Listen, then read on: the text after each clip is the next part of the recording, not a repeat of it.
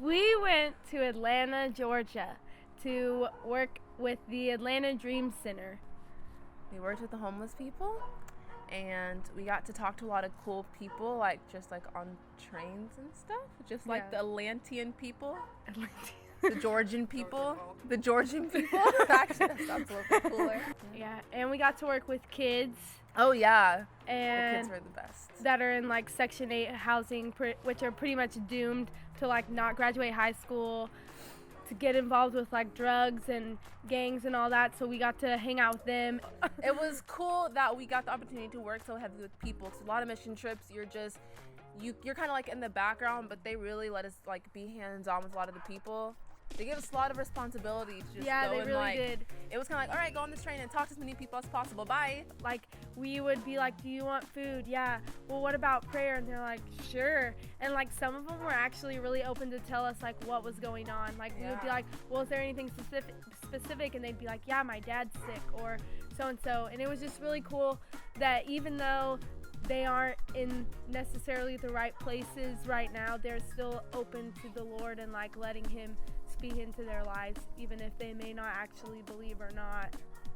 It was really cool seeing the people who said no to the food but yes to the prayer. Yeah. Like, no, we don't want clothes, we don't want this, but could you pray? Like, when we asked pray, they're like, yeah, of course.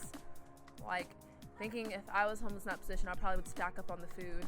And the next, that's our like initial reaction. Like, you take care of your flesh, and then you get to like the Christ part. But so many of those people were just like yearning for like the presence of God. Yeah. That the food was like second thought to them, you know.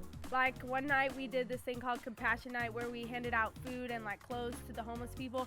And this one guy came up and he was like tripping. He was so like out of it, but he still was like letting us minister to him and like letting us talk to him. He didn't like run away, and it was cool how open like she's saying how open people were.